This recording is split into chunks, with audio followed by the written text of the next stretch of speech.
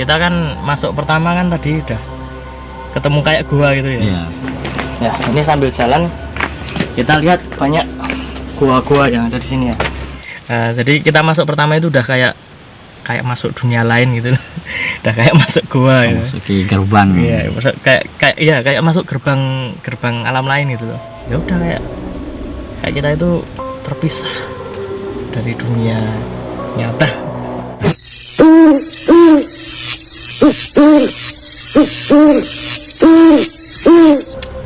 Oke semuanya, welcome back to my channel. Sekarang ini kita sedang berada di mana? Gunung mana? Gunung Api Purba. Gunung Api Purba, tepatnya di Desa Langgeran. Oke, di Wonosari, Gunung Kidul, Yogyakarta. Sini saya tidak sendiri, ditemani oleh Kak Usmut alias Ustadz Imut. Ya, ini kita sedang berada di dalam tenda ya. Dan kebetulan kita tadi kesini itu niatnya emang mau refreshing ya. Selain mau refreshing juga mau bikin video, kemudian juga penelusuran. Karena sejarahnya itu ini cukup menarik untuk kita kulik. Nah, sebelum kita masuk ke sejarah dari Gunung Api Purba Langgeran ini, teman-teman yang baru aja menyaksikan jangan lupa untuk subscribe terlebih dahulu supaya kalian tidak ketinggalan dan selalu update dengan video-video terbaru. Oke, sudah di subscribe? Oke, kalau sudah di subscribe, sekarang saya akan sedikit bercerita. Jadi kamu kesini udah berapa kali? Sudah 2 kali. 2 kali. Saya juga sudah 2 kali juga. Kalau ke Kampung Pitu yang sebelah itu juga saya malah lebih banyak ke sana daripada ke sini. Karena kalau kesini itu sebetulnya agak rame. Tapi kebetulan kita hari ini itu malam Senin ya, dan kebetulan besok pada ujian.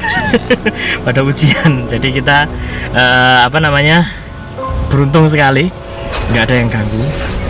Tapi tadi waktu kita kesini ya kayak gitulah. Jadi gini sejarahnya, sebelum saya ceritain tadi pengalaman saya sama Usmut ke sini. Sejarahnya Gunung Api Purba Langgeran itu dulu itu konon katanya di sini adalah gunung berapi yang sangat besar ya. Bahkan konon katanya lebih besar daripada Merapi. Dan letusannya itu mungkin lebih besar daripada Gunung Krakatau. Jadi dulu itu sangat besar. Jadi kalau kalian udah pernah ke Gunung Api Purba atau ke Patok Gunung Kidul, itu kompleksnya itu sangat besar ya, besar banget. Jadi bisa dibayangkan letusannya itu sangat besar karena jadi terpisah-pisah ya. Ada yang bilang dulu itu ada yang terpisah sampai ke selatan, ada yang ke utara dan lain sebagainya. Nah, ada sebuah legenda yang mengatakan bahwa dulu itu di sini itu kenapa disebut Ngelanggeran? Ngelanggeran itu artinya itu melanggar, atau dalam bahasa Jawa itu melanggar. Nah, dulu itu ada seorang dalang yang ditanggap untuk mendalang di kampung ini ya. Jadi sebelum jadi Ngelanggeran ada kampung, kemudian dia itu mendalang di situ, tapi diganggu oleh beberapa oknum penduduk yang mungkin agak nggak suka sama beliau. Jadi wayangnya itu dirusak. Wayangnya itu dirusak. Kemudian dalangnya itu marah, kemudian mengutuk orang-orang yang merusak wayangnya tadi. Nah, jadi gini. Jadi orang-orang tadi dikutuk, kemudian orangnya itu dikutuk, tapi tampangnya katanya itu jadi buruk rupa, entah seperti apa. Ada beberapa versi, ada yang bilang jadi wayang, ada yang bilang buruk rupa atau cacat dan lain sebagainya. Nah, itu dibuang di Gunung Api Purba, di Gunung Api Purba di sini. Jadi diasingkan dari hiruk pikuk keramaian pada saat itu. Nah, selain itu ada yang mengatakan bahwa ini adalah Gunung Wayang. Karena disebut Gunung Wayang karena kalau kita lihat dari jauh itu seperti wayang yang berjejer di Pakliran ya. Misalkan ini Pakliran nih. kan di kiri sama kanan kan pasti ada wayang yang dijejer-jejer itu. Nah itu kenapa disebut gunung wayang, karena itu berjejer kayak gitu. Nah jadi di situ asal muasal gunung api Purbang Langgeran seperti itu. Nah tadi kita udah jalan dari base camp, pintu masuk pertama sampai ke, tadi kita sempat itu ya berhenti dulu ya. Iya, di hampir pos 1. Sebelum pos 1 ya. Sebelum. Karena kita tadi berhenti karena apa yang tadi ya? Sempat foto-foto dulu, terus ngambil video, kemudian sempat azan maghrib ya, azan maghrib. Jadi kita ya sholat dulu. Bukan saya, tapi dia yang sholat. Sholat maghrib terlebih dahulu, kemudian juga ya sambil istirahat lah, sambil lihat-lihat keadaan. Tapi tadi kita kan masuk pertama kan tadi udah ketemu kayak gua gitu ya. Iya. Ya, ini sambil jalan kita lihat banyak gua-gua yang ada di sini ya. Kita nggak tahu akan kayak gua kayak gitu ya. Dulu saya naiknya nggak lewat situ soalnya. Lebih enak itu. Tadi kan kita agak jalannya agak gitulah. Jadi kita masuk pertama itu udah kayak masuk dunia lain gitu. Udah kayak masuk gua ya. Masuk di gerbang. Iya, masuk kayak masuk gerbang alam lain gitu loh. Apalagi kita juga naiknya itu udah sore gitu ya. Kalau katanya kan kalau mendekati maghrib kan atau masuk maghrib, nah, para makhluk gaib itu beraktivitas. Nah kebetulan kita juga beraktivitas juga naik. Tapi setelah itu kan masuk gua, kayak gua, terus ada lorong sempit pertama itu ya. Iya, lorong sempit yang pertama itu udah rasanya udah kayak nggak enak itu. Jadi masuk alah sempit banget. Kita itu jalan itu agak gini, terus nanti kalau udah agak masuk, nah kita jalannya gini miring gini.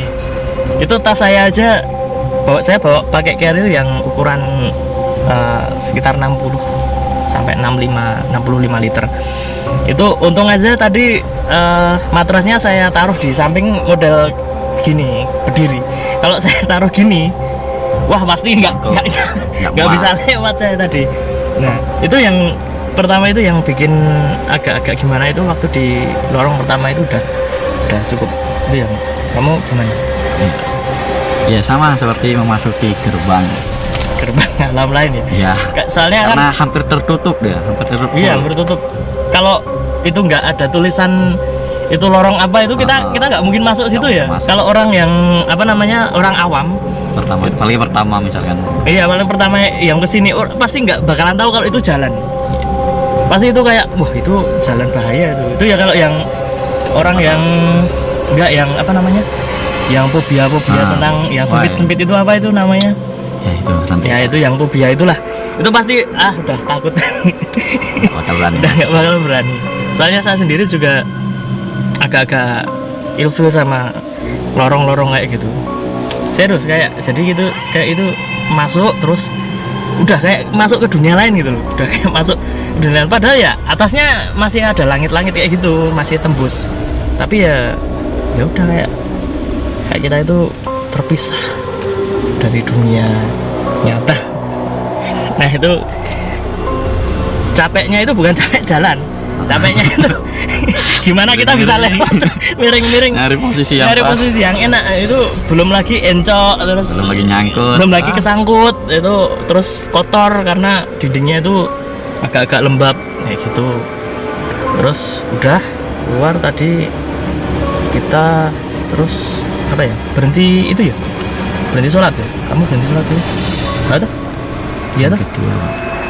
Apa yang lorong kedua? Habis lorong kedua? Lorong kedua dulu. Oh berarti kita jadi ada 2 lorong. Satu lorong itu yang pertama tadi itu kita lewat itu nggak terlalu panjang ya? Panjang yang pertama atau kedua tuh? Panjang yang kedua dia naik. Panjang yang kedua. Oh iya ya, panjang yang kedua karena agak itu ada tangganya, itu agak naik kayak gitu. Dan harus merangkak. Iya saya sampai merangkak tadi. Serius, tadi apa namanya carrier saya sampai nyangkut ya. Jadi orangnya sama carriernya tinggi carriernya, jadi sampai kesangkut. Itu yang lorong yang kedua juga nggak kalah seremnya. Tapi ya mungkin karena apa namanya, posisinya juga udah agak malam, jadi udah agak gelap. Terus kita udah pakai senter ya tadi ya, udah pakai senter ya. Pokoknya 2 lorong itu yang bikin nyali ya. Kemungkinan teman-teman yang belum pernah kesini ya usahakan kalau kesini malam aja nggak apa-apa. Kalau malam malah tambah serem. Ya kalau kalian yang pengen uji nyali loh, kalau kalian pengen uji nyali udah kelihatan, jadi udah nggak kelihatan kalau itu tuh jalan lah. Tapi kalau udah yang pernah kesini ya tahu. Kemudian tadi itu sampai situ terus kamu sholat. Kita bertemu 2 batu tadi. Oh iya ketemu 2 batu ya, batu kiri sama kanan. Iya, kiri sama kanan itu habis sholat kita jalan lagi. Nah itu ketemu kayak 2 batu gitu. Batunya itu enggak apa ya, kalau menurut pandanganku sih itu bukan batu biasa, kayaknya menyimpan misteri gitu loh. Kalau menurut saya sih dulu itu kayaknya mungkin buat bertapa atau mungkin buat moksa. Kalau buat moksa kan, kalau moksa itu kalau di Jawa kan, atau di pengetahuan lain kan, moksa itu artinya menghilang dari dunia. Bisa dibilang meninggal, ada yang bisa dibilang itu hilang. Jadi menyusut kemudian hilang gitu. Contoh kayak di Pantai Ngobaran itu kan ada yang bilang kalau itu adalah tempat moksanya Prabu Brawijaya. Nah tadi itu ada 2 batu itu. Kalau dulu aku di apa namanya itu Merapi, di Pasar Bubrah itu banyak batu-batu. Itu kan konon katanya kan untuk apa namanya, breeding untuk tempat kumpul-kumpul para bangsa siluman dan lain sebagainya. Itu kalau di Pasar Bubrah. Tapi kan ini tadi tapi ya unsurnya hampir sama karena sama-sama dari gunung api. Jadi batunya itu hampir sama. Kemungkinan juga unsur-unsurnya juga sama. Nah, kalau menurutmu gimana tadi 2 batu gitu? Ya tetap, apalagi tempat saya ini memang ada ini rumah lah bagi mereka. Oh iya, kayak apa namanya? Mungkin pemukiman tak kasat mata gitu ya? Ya, seperti itu. Kayak emang senang yang jarang ada manusianya. Iya, jarang. Terus juga apa tadi saya juga waktu kita jalan kan kebetulan aku di depan, Usmut di belakang. Sempat itu saya sama Usmut agak jauh. Usmut lagi sambil mungkin balas chattingan atau lain sebagainya, terus saya lagi di depan sambil nyari-nyari jalan, soalnya udah malam kan, agak-agak lupa jalannya. Udah berapa 2 tahun kalau nggak salah saya ke sini lagi. Itu kayak sekelebatan cahaya itu lewat itu. Kemudian juga apa namanya, tadi kayak ular tadi. Iya. Sempet jadi udah wah, ular kayak ular panjang itu. Tapi kepalanya nggak ada. Itu kepalanya udah hilang, nggak tahu gitu. Tapi ya nggak ganggu. Terus apa lagi ya sebelum kita sampai puncak? Itu banyak pohon gede-gede loh. Pohonnya pohon kayak ada akar-akarnya kayak gitu kan. Kalau di cerita-cerita zaman dulu kan konon katanya kan pohon-pohon besar itu kan untuk buat rumah, buat mereka. Terus ada yang bilang itu buat tempat main mereka. Tadi kita ketemu. Terus juga sampai sini tadi sih biasa-biasa aja, masih biasa-biasa aja. Tapi tadi waktu kita lagi makan, habis makan. Oh pas makan. Yang aku bilang tadi loh. Nah, lagi makan. Itu tadi ada yang itu loh. Yang tempat apa panci tadi, nesting saya. Bentuknya kan panci kayak gini kan. Tadi itu gini, posisinya apa namanya? Terbuka ke atas ini. Kita lagi asik makan kok tiba-tiba langsung nggak ada angin, nggak ada apa, tiba-tiba langsung gini, pluk gitu. Sendiri. Jadi posisinya itu kan kayak gini, itu kan solid gini, nggak ada angin, nggak ada apa, kok bisa tiba-tiba klak gini. Ya kaget wajar. Biasa soal kita. Biasa. Terus tadi pas habis kita makan, terus kita bikin api unggun di sana. Duduk di apa namanya? Gazebo. Gazebo. Duduk di gazebo tadi juga Dengar suara. ya dengar suara saya jatuh itu ya. Kayak kita itu kayak dilempar gitu loh. Tapi kita itu malah kayak debat. Mut, kamu dengar nggak? Dengar. Di Kayak kanan ada saya. jatuh. Dia dibilang di kanan, saya di kiri. Loh, itu gimana? Ya, Loh, padahal sama suaranya. bener suaranya sama, duk gitu loh. Kayak dilempar gitu loh. Tapi bendanya nggak ada. Saya pakai senter gitu, cari-cari gini nggak ada. Dan lucunya saya tanya Mut, kamu dengar? Dengar Mas. Terus dari arah mana? Tuh kanan saya. Dan saya mah di kiri saya. Itu kan sebelah nggak tahu. Cari juga kabutnya cukup tebal. Cukup tadi kabutnya cukup tebal. Dan beruntung kita udah sampai sini. Kalau tadi kita agak-agak malam lagi ya mungkin agak-agak susah juga, bikin tambah macem-macem. Terus habis dari gazebo balik ke sini. Di sini ternyata ada yang di sini tadi ada yang kedinginan, ada yang kedinginan, nggak tahu kedinginan tapi nggak ajak cuman diem. Oh no. Tapi kok kedinginan kok nggak pakai itu ya, nggak pakai sarung yang lebih baik ya.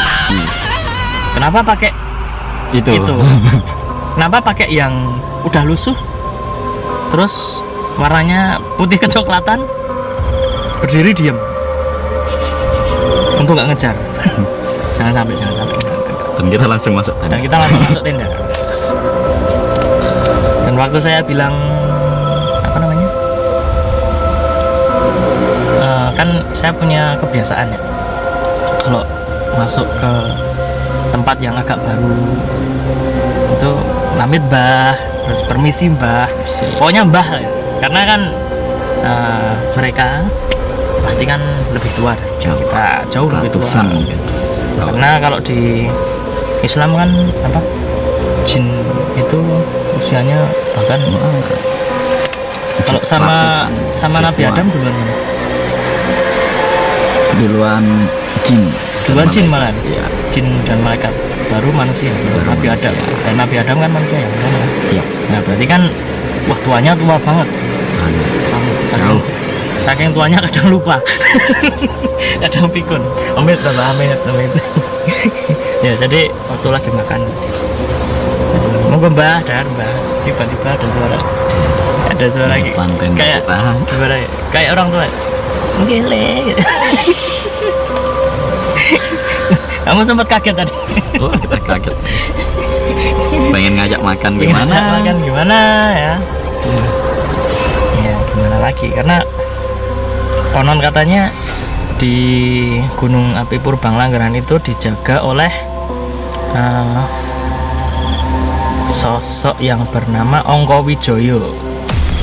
Ongkowijoyo, kemudian para Punokawan ya, entah itu Semar, entah itu Gareng, Petruk, Bagong, tapi disebutnya Punokawan karena Punokawan itu kan kalau di pewayangan memang Punokawan mereka, tapi kan setiap istilahnya setiap raja atau setiap orang yang memiliki pangkat itu pasti memiliki Punokawan. Punokawan itu adalah orang yang mengikuti mereka, istilahnya batur lah atau pembantu, pasukan yang membantu mereka, menyuruh misalkan itu gini, kayak gitu, dijaga oleh mereka. Kalau di Gunung Merapi kan ada yang bilang Mbah Petruk yang menjaga. Nah, di sini konon katanya beliau itu tadi ya, mungkin ya untuk saat ini dan jangan sampai ada lagi.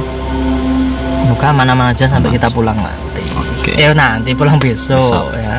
Nah, buat teman-teman yang penasaran, langsung aja kalian datang ke Gunung Api Purbang Langgeran. Selain kalian bisa melihat keindahan, selain kalian bisa menyumbangkan sedikit uang kalian untuk dinas pariwisata. Jadi kalian juga bisa belajar tentang sejarah, belajar tentang alam ya. Jadi kalian selain menikmati alam juga harus menjaganya. Jadi jangan buang sampah sembarangan, jangan sampai terus kalian mengotori lingkungan. Dan kemudian oh ya, tadi kita ada yang daerah ada tulisannya itu tadi ya, lupa ya, ada yang apa tadi? Tempat terlarang. Tempat terlarang, tempat sakral, ada tulisannya tempat sakral tidak boleh bagi perempuan yang sedang haid atau datang bulan tidak boleh masuk ke kawasan tersebut. Itu kalau menurut kamu kenapa kok nggak boleh masuk? Nah, karena orang yang sedang haid itu dikatakan tidak suci. Oh, tidak suci. Oh, makanya kalau di kalau Islam itu kalau haid itu nggak boleh. Iya, nggak boleh. Nggak boleh masuk nggak boleh masuk masjid. Oh, nggak boleh megang kitab suci karena belum suci. Oh gitu. Nah, mungkin tempat sakral itu disucikan oleh ini sehingga yang tidak suci tidak boleh masuk. Oh gitu. Nah itu teman-teman, jadi buat jaga-jaga aja teman-teman, kalau misalkan mau ke tempat yang kalian belum ketahui, tempat yang merasa baru, kalian juga harus lebih mawas diri lah. Kalian juga dimana bumi dipijak, di situ langit dijunjung.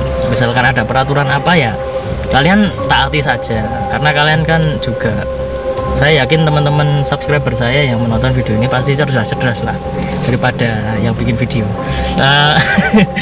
Jadi kalian juga harus tahu larangan-larangan, ada larangan apa ya, kalian nggak usah terus menantang harus gini jangan. Tapi juga kalian juga nggak usah terlalu takut untuk datang ke tempat ini apalagi dengan maksud yang baik, terus tidak merusak lingkungan, tidak merusak alam, itu pasti akan lebih baik. Seperti itu ya teman-teman. Nah, jadi kalian buat yang teman-teman yang seneng hal-hal mistis, berbau suka yang serem-serem, yang hantu ya, kalian jangan sampai kelewatan. Nah, gimana caranya kalian biar nggak kelewatan sama video-video saya? Jangan lupa untuk subscribe, kemudian like, dan kemudian kalian komen di bawah ini ya. Kalian pernah kesini atau pernah menemui kejadian apa gitu, atau kalian punya opsi-opsi yang lain yang sekitar Jogja atau sekitar rumah kalian, atau pengen dibersihkan, punya masalah dengan hantu, Usmut Solution nanti dibantu oleh dia sendiri oleh saya. Oke, kita berdua akan menelusuri tempat-tempat yang lain. Oke, terima kasih teman-teman yang sudah menyaksikan video ini, dan jangan lupa untuk subscribe. Udah subscribe, udah like, udah komen, dan saatnya kita berpisah. Sampai ketemu di video selanjutnya. Saya Adit Exploro dan saya Kak Usmut. Mohon undur diri. Kita ketemu di lain kesempatan, dan salam misteri.